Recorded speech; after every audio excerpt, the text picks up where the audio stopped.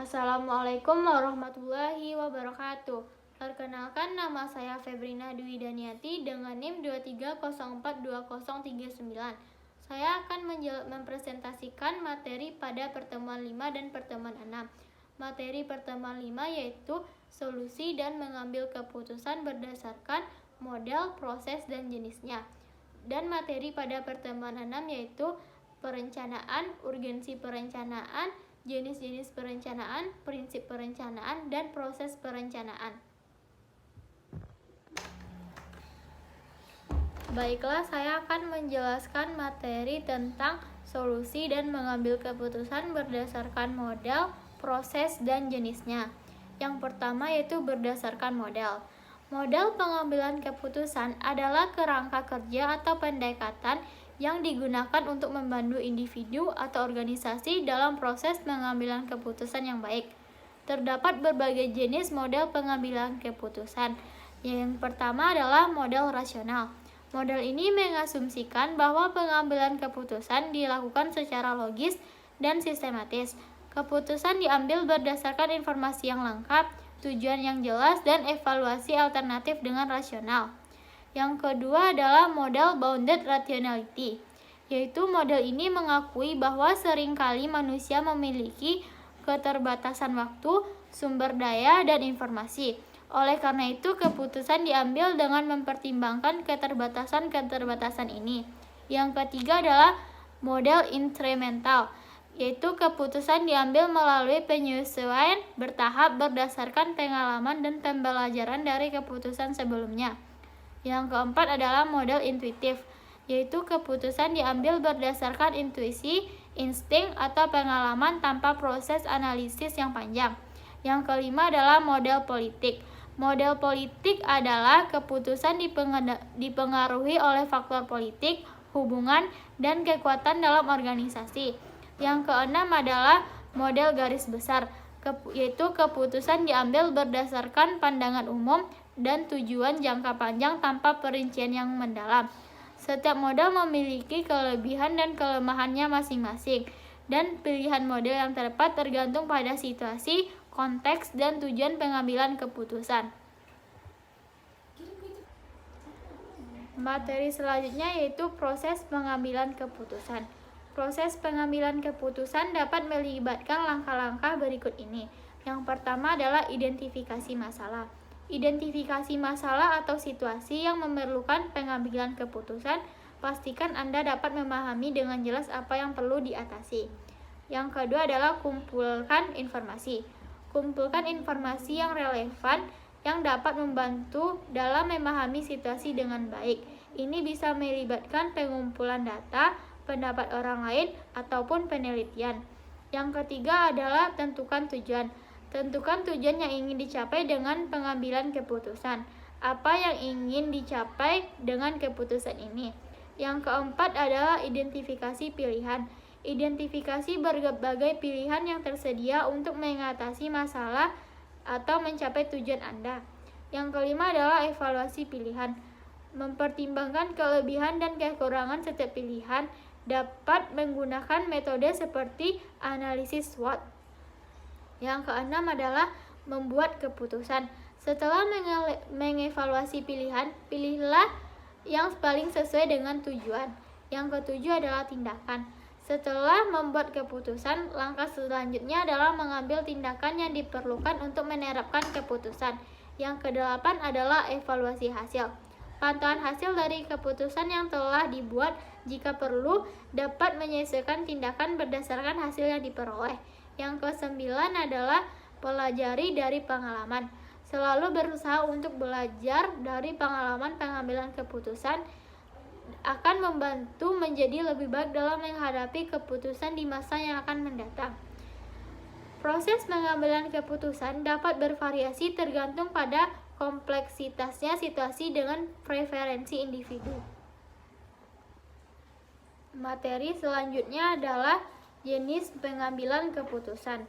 Ada beberapa jenis pengambilan keputusan yang umum dalam kehidupan sehari-hari. Berikut adalah jenis-jenis pengambilan keputusan. Yang pertama adalah keputusan individu. yaitu keputusan yang diambil oleh seseorang tanpa konsultasi atau pengaruh dari pihak luar. Yang kedua adalah keputusan kelompok. Keputusan yang diambil oleh sekelompok orang atau tim setelah berdiskusi dan mencapai kesepakatan bersama. Yang ketiga adalah keputusan strategis, yaitu keputusan yang memiliki dampak jangka panjang dan mempengaruhi tujuan besar sebuah organisasi atau individu. Yang keempat adalah keputusan taktis. Keputusan yang diambil untuk mencapai tujuan jangka menengah atau menengah yang lebih kecil, biasanya terkait dengan operasional sehari-hari. Yang kelima adalah keputusan rutin. Keputusan yang diambil secara berkala dan rutin seringkali mengikuti prosedur bertahap. Yang keenam adalah keputusan krisis. Keputusan yang diambil dalam situasi darurat atau krisis yang memerlukan tindakan cepat. Yang ketujuh adalah keputusan etis. Keputusan yang mempertimbangkan dengan prinsip-prinsip moral dan etika. Yang kedelapan adalah keputusan finansial. Keputusan yang terkait dengan pengelolaan keuangan seperti investasi, pengeluaran, ataupun pengembalian. Yang kesembilan adalah keputusan karir. Keputusan yang berkaitan dengan jalur karir atau perkembangan profesional seseorang.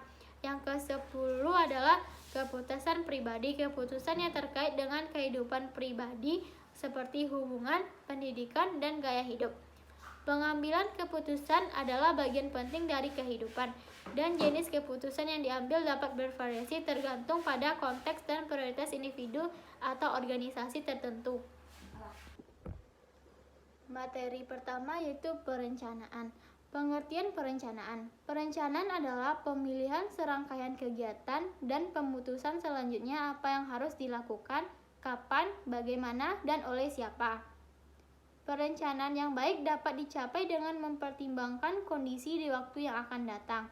Berbagai pertanggungjawaban dalam perencanaan tergantung pada besarnya dan tujuan organisasi serta fungsi atau kegiatan khusus manajer.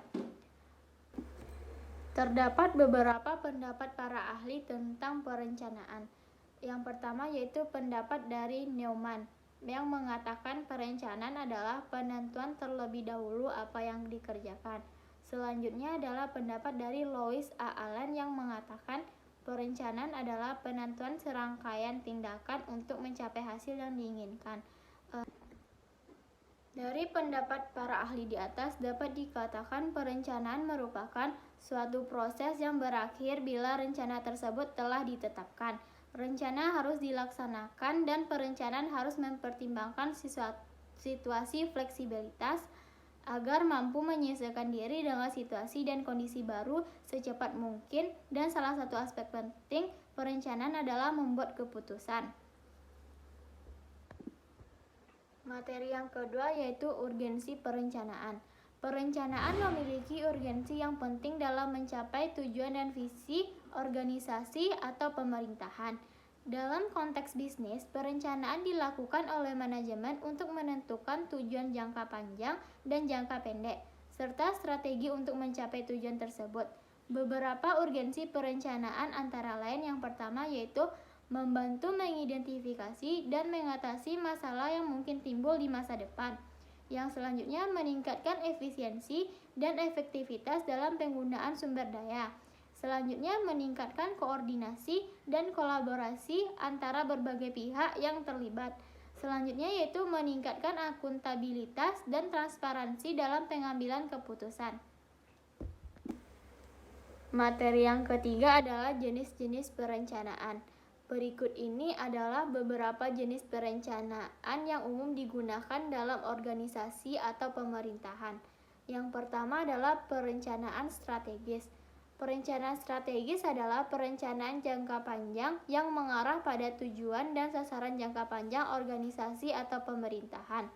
Perencanaan ini melibatkan analisis lingkungan, eksternal dan internal organisasi atau pemerintahan untuk menentukan visi, misi, dan tujuan jangka panjang. Yang kedua adalah perencanaan taktis. Perencanaan taktis adalah perencanaan yang terkait dengan implementasi rencana strategis dengan menetapkan rencana taktis yang lebih terperinci dan fokus pada tujuan jangka menengah organisasi atau pemerintahan. Yang ketiga adalah perencanaan operasional. Perencanaan operasional adalah perencanaan yang berfokus pada implementasi taktik dan tujuan jangka pendek organisasi atau pemerintahan. Perencanaan ini terkait dengan pengelolaan sumber daya seperti waktu, tenaga kerja, dan anggaran. Yang keempat adalah perencanaan keuangan. Perencanaan keuangan adalah perencanaan yang berkaitan dengan pengelolaan keuangan organisasi atau pemerintahan. Perencanaan keuangan meliputi penyusunan anggaran, pengelolaan aset, dan investasi. Yang kelima adalah perencanaan sumber daya manusia. Perencanaan sumber daya manusia adalah perencanaan yang berkaitan dengan manajemen sumber daya manusia seperti rekrutmen, pelatihan, dan pengembangan karyawan. Yang keenam adalah perencanaan pemasaran. Perencanaan pemasaran adalah perencanaan yang berkaitan dengan pengembangan produk atau jasa dan strategi pemasaran untuk mencapai target pasar. Yang ketujuh adalah perencanaan proyek. Perencanaan proyek adalah perencanaan yang berkaitan dengan pengelolaan proyek dari awal sampai akhir, meliputi perencanaan, pelaksanaan, dan pengawasan proyek. Yang kedelapan adalah perencanaan krisis. Perencanaan krisis adalah perencanaan yang dibuat untuk mengatasi keadaan darurat atau krisis yang mungkin terjadi dalam organisasi atau pemerintahan. Perencanaan ini meliputi langkah-langkah darurat dan pengambilan keputusan dalam situasi yang tidak terduga. Materi yang keempat yaitu prinsip-prinsip perencanaan. Terdapat beberapa prinsip dalam perencanaan. Yang pertama adalah planning harus betul-betul membantu tercapainya tujuan. Maka kemungkinan tindakan yang kita lakukan tidak terjadi kekeliruan sehingga tidak menimbulkan pengorbanan yang lebih besar. Itu hanya dapat terjadi jika kita memikirkan jauh-jauh sebelumnya tindakan yang akan dilakukan. Yang kedua adalah planning harus merupakan kegiatan pertama dari seluruh proses manajemen. Seperti yang telah kita ketahui, perencanaan merupakan syarat mutlak untuk dapat melaksanakan manajemen yang baik. Karena planning di sini memberikan pedoman, pegangan, dan arah di mana hal tersebut selalu menjadi kegiatan pertama untuk dilakukan. Yang ketiga adalah perencanaan harus mencakup seluruh kegiatan. Telah kita ketahui bersama bahwa perencanaan merupakan fungsi pokok dari manajemen. Dengan demikian berarti perencanaan harus mencakup seluruh kegiatan yaitu organizing, directing, coordinating, dan controlling. Yang keempat adalah dalam sebuah perencanaan harus ada alternatif, baik menyangkut bahan, waktu, tenaga kerja, biaya, dan sebagainya. Yang kelima adalah perencanaan harus mempunyai nilai efisiensi dan penghematan. Yang keenam, perencanaan harus memiliki faktor-faktor yang urgent saja, sehingga harus jelas dan tidak bertele-tele. Yang ketujuh adalah perencanaan harus mudah disempurnakan, diperbaiki, atau disesuaikan dengan situasi dan kondisi yang sewaktu-waktu dapat berubah. Yang kedelapan adalah harus mempunyai strategi untuk dapat diterima oleh semua pihak agar dapat terlaksana sebagaimana mestinya. Materi terakhir yaitu proses perencanaan. Proses perencanaan adalah serangkaian kegiatan yang dilakukan untuk mengembangkan rencana atau serangkaian kegiatan guna mencapai tujuan yang telah ditetapkan. Proses ini merupakan bagian dari daur kegiatan manajemen yang terutama berhubungan dengan pengambilan keputusan untuk menjawab pertanyaan-pertanyaan seperti apa, siapa, bagaimana, kapan, di mana, dan berapa, baik dalam konteks lembaga yang dimanajemeni maupun usaha-usahanya. Terdapat 4 tahapan dalam proses perencanaan yaitu yang pertama menetapkan target dan tujuan. Perencanaan dimulai dengan keputusan-keputusan tentang tujuan yang ingin dicapai, antisipasi terhadap masalah, kesempatan, dan ancaman yang mungkin terjadi di waktu mendatang juga merupakan bagian esensi dari proses perencanaan. Yang kedua adalah mengembangkan rencana atau serangkaian kegiatan untuk mencapai tujuan. Tahap ini meliputi pengembangan berbagai alternatif kegiatan untuk mencapai tujuan. Penilaian alternatif-alternatif tersebut dapat pemilihan alternatif terbaik paling memuaskan di antara berbagai alternatif yang ada. Yang ketiga adalah pelaksanaan perencanaan. Setelah rencana telah dikembangkan, Tahap selanjutnya adalah melaksanakan rencana tersebut. Pelaksanaan rencana melibatkan pengorganisasian sumber daya, pengarahan tenaga kerja, dan pengendalian proses agar tujuan dapat tercapai. Yang keempat adalah evaluasi dan pengendalian.